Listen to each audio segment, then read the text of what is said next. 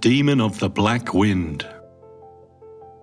After crossing the burning red sands, the pilgrims entered a valley where the sky always seemed clouded.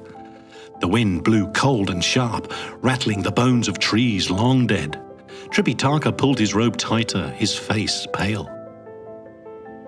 "This place chills the spirit," Sandy muttered, his staff gripped firmly. Monkey sniffed the air. "Not just chill, there's evil here." As if in answer, a piercing howl rose from the mountains. A black wind swept down, carrying dust and stones that bit into their skin. From within the storm, a figure emerged. A tall demon clad in tattered robes, his face hidden beneath a veil of smoke. His voice rasped like dry leaves. "I am the demon of the Black Wind," he declared. "For centuries I've devoured monks and travelers who dared to pass through my valley. You, Holy One, will be no different." His burning eyes fixed on Tripitaka. Monkey leapt forward, brandishing his golden staff. "You'll have to get through me first." The demon spread his arms, and the black wind roared, whipping Monkey into the air. For the first time in many battles, Monkey struggled to keep his balance. Pigsy tried to charge, but was blown backward, tumbling like a sack of rice.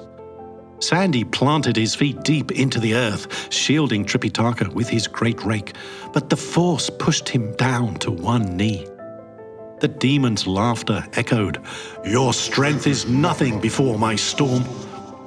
But Monkey was clever.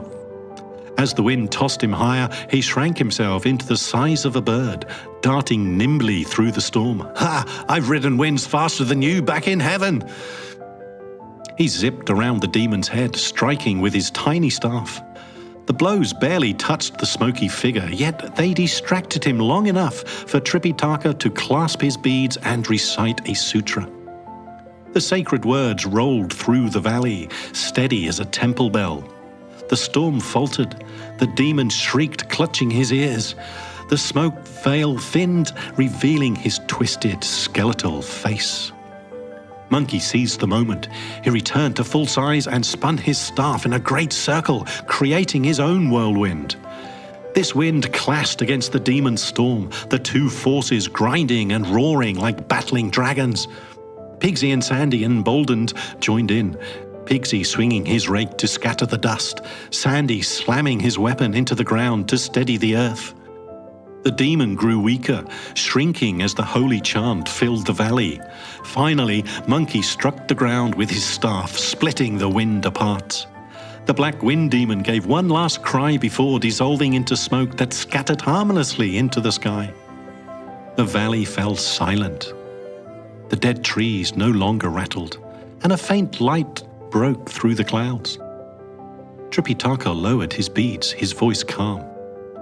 "Every storm, no matter how fierce, must yield to light and faith."